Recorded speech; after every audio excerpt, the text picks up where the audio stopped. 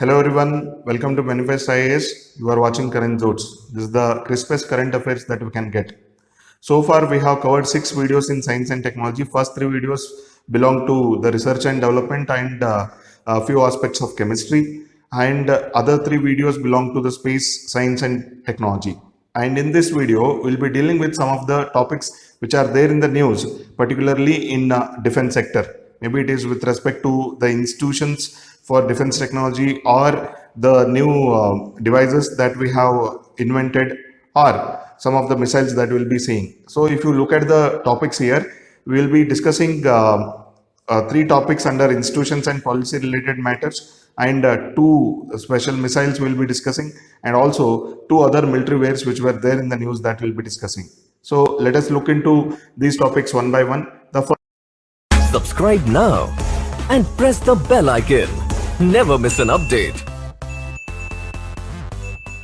first topic is the organizations called DSA and DSRO. They are Defense Space Agency and Defense Space Research Organization. So far, we have 2 specialized organizations or the scientific organizations in the name of ISRO and DRDO. Most of the things they do in integrated manner, but as far as the policy is concerned, there is no such policy for that integration or the coordination.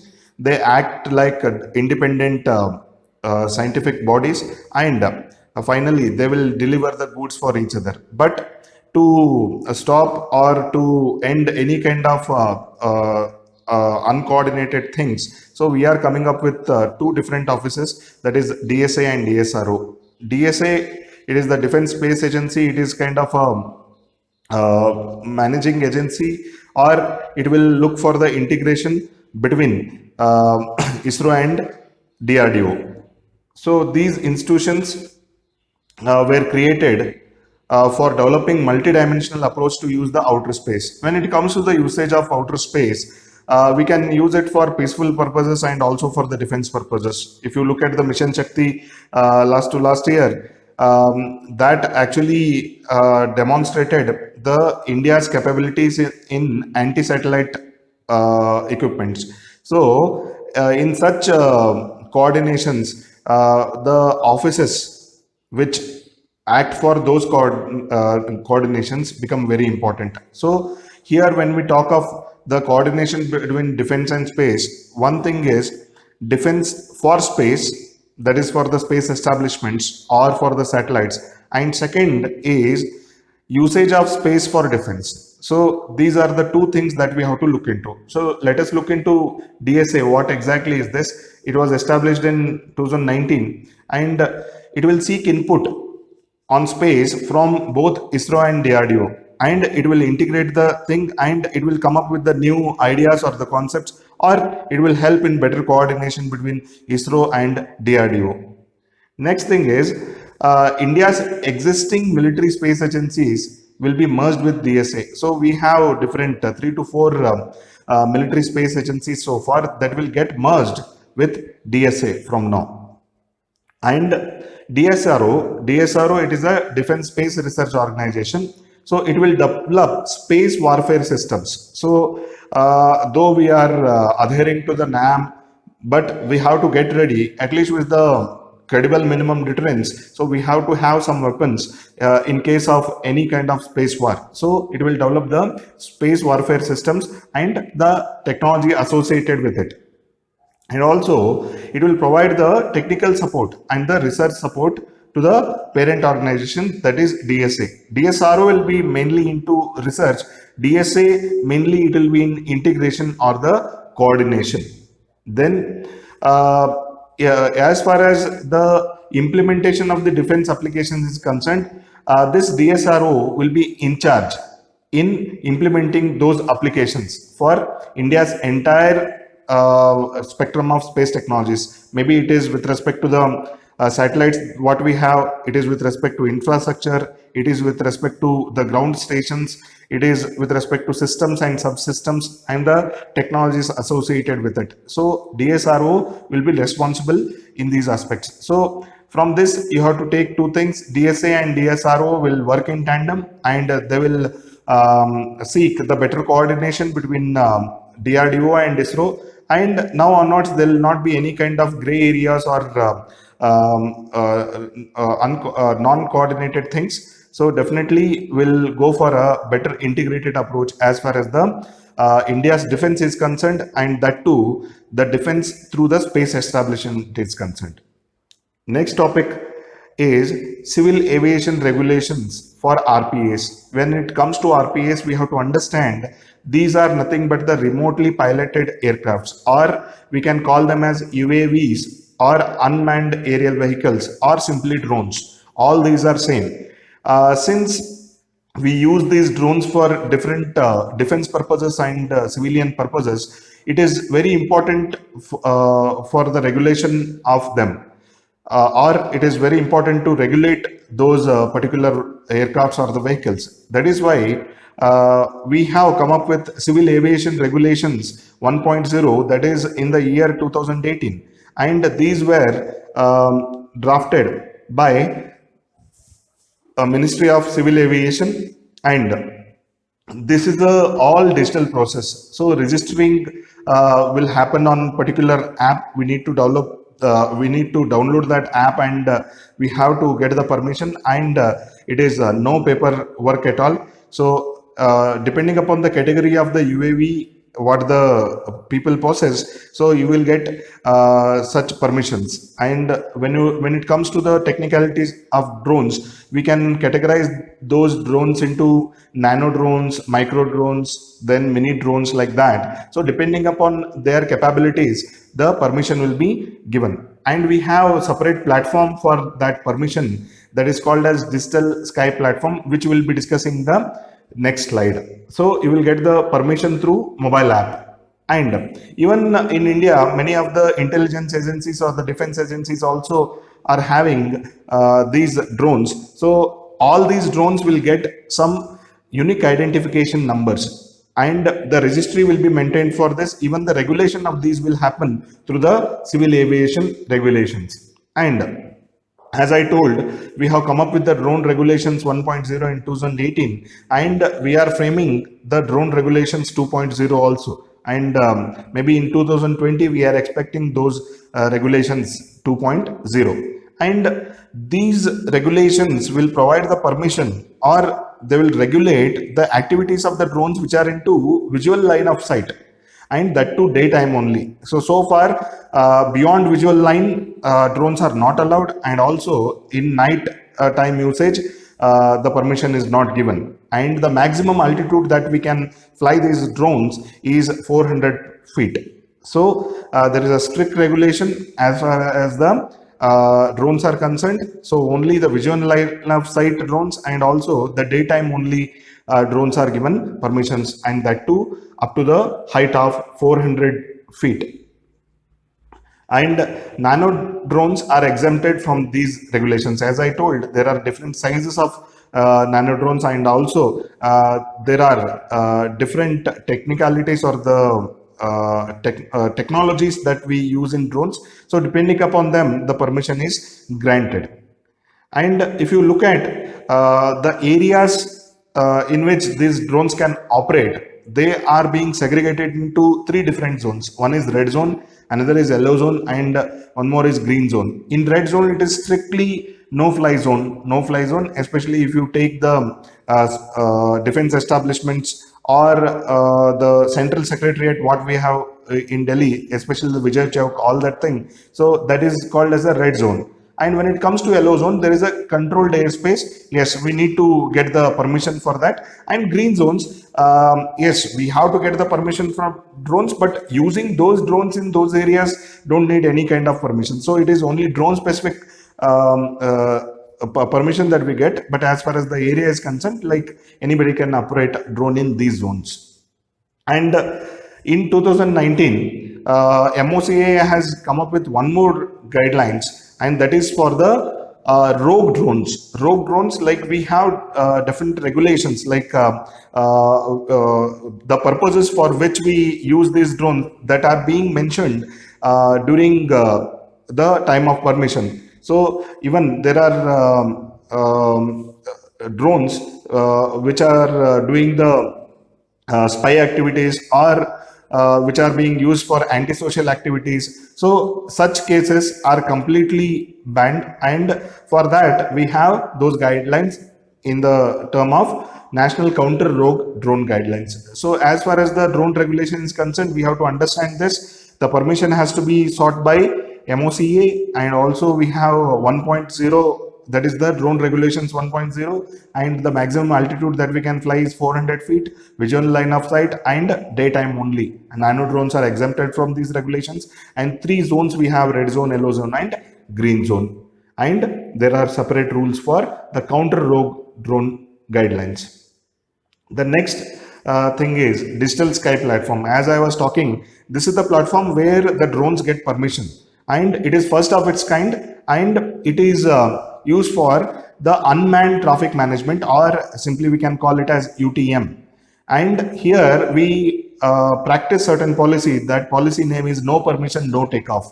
NPNT. So all the drones which are being operated, or all the drones which are being owned, they have to get the permission, and users need to send particular documents for the permissions, and it is one time registrations that the drones are done. And also we need to register the pilots, though they are remotely piloted.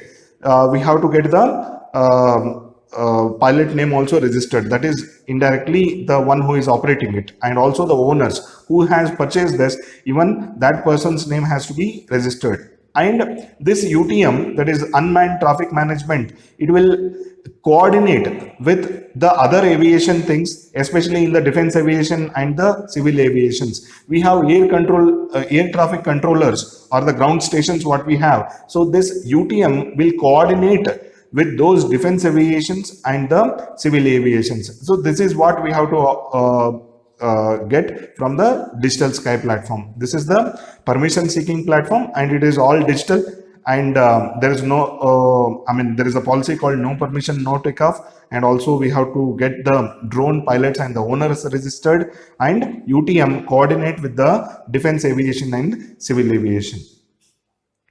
The next topic is about one particular missile that we have in news. Pinaka, it has undergone many tests, and this is a very special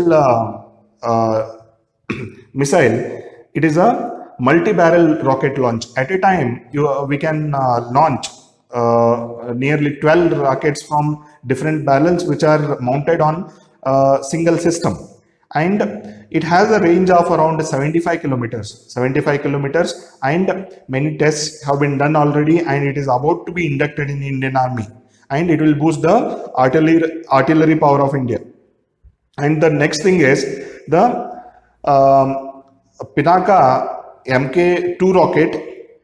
It is kind of a launch vehicle also, but we use it for defense purpose only. And it has many systems integrated on it, like navigation, control, and the guidance system. All the missiles will be having this particular thing. The modern missiles what we have, they'll be having the digital navigation and also the guidance system, and it will improve the results or the outcome of the attack of these missiles, and it will also enhance the range. And as far as the navigation is concerned, the navigation guidance is provided by our NAVIC system, or the Indian Regional Navigation Satellite System.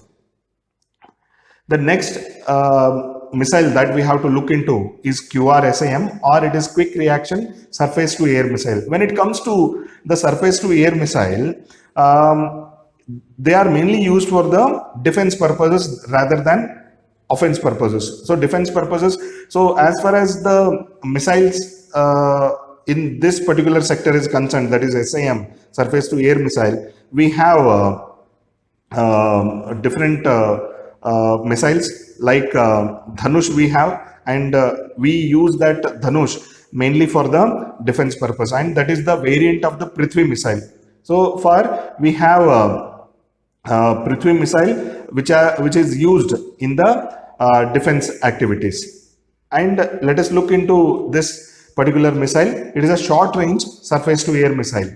Short range, usually the defense systems or the air defense systems use the short range only, and their reaction time has to be very less, and also the accuracy what they have that has to be very precise, and it is mounted on the truck. So basically we can carry it on the truck, and we can use that for the moving columns, or for the aerial attacks we can target.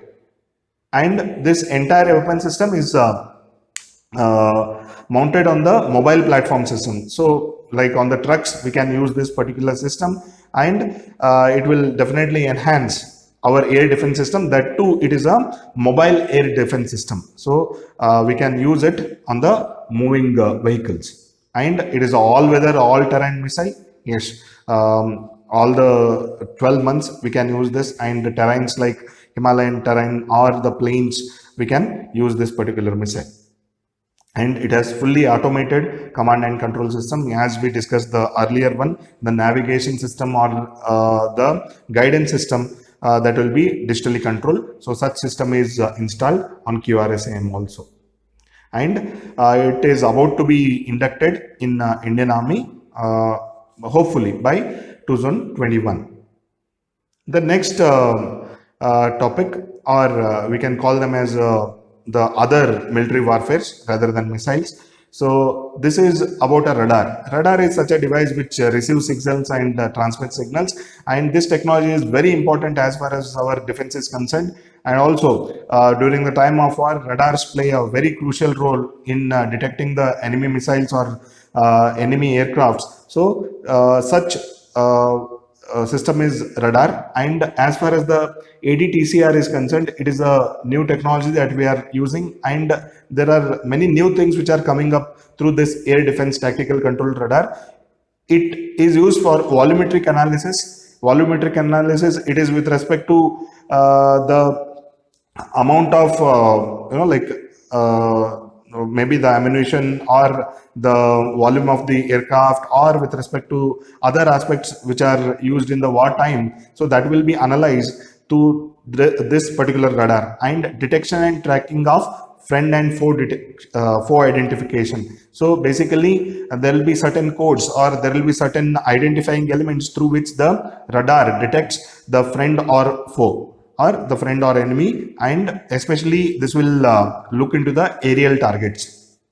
And the other aspects of this particular radar, it is used for the transmission of the prioritized target data to multiple posts. So basically whatever the data that we get, that has to be transmitted to many posts on the ground during the wartime. So this particular radar is capable of sending the target data to multiple command posts or to the weapon systems. And this radar is capable of detecting very small targets also. So the enemy missiles or the enemy aircrafts will be using many technologies to evade the radar. Usually the stealth technology they will be using. So this radar is developed so that even the very small targets or even the blinking targets can be targeted. And even the low flying, it is the altitude at which the targets fly. So very small targets and the low flying targets can be targeted by this particular radar. And this radar can be mounted on the vehicles also. So this can be configured on two high mobility vehicles. So the basic carrier of this radar is the vehicle only, because radar, yes, some of the radars can function stationary, but some of the radars used during the wartime which are very mobile also. Then this can be deployed in the plain lands, deserts, and even in the mountain region. So it is also kind of a all season or like all weather and all terrain radar that we are using. So this was there in the news. We have to know the technicalities of this particular radar. And next device which was there in the news is the Rider X. It is kind of a explosive detection device. explosion detection device. Usually, it will detect the landmines, or it will detect some of the nuclear this thing, or especially it is used during the wartime against the mines or the landmines, and it has the capability to detect from the standoff distance. So it need not go very near. So from the far only it can detect the landmines, and it can detect different types of explosives, maybe the explosives in pure form, the direct chemicals it can find out, and even the contaminants. Usually these contaminants are very dangerous because these are either the metal or the hard substances that we use for to get the maximum damage.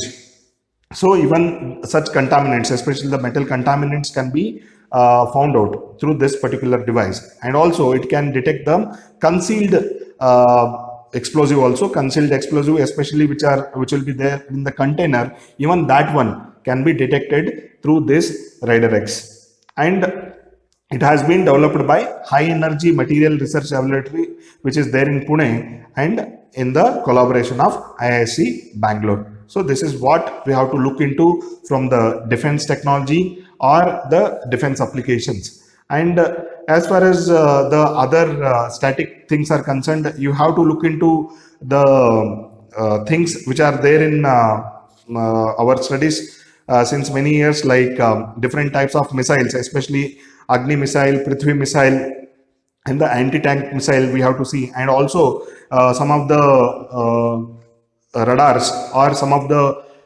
electronic warfare systems that we have to look into. But we have only covered the current affairs part, which was there in the news since a year. So in the next video, we will be covering some of the issues which are related to biotechnology. So until then, read well, revise well, and practice the paper well. Thank you. Thank you very much.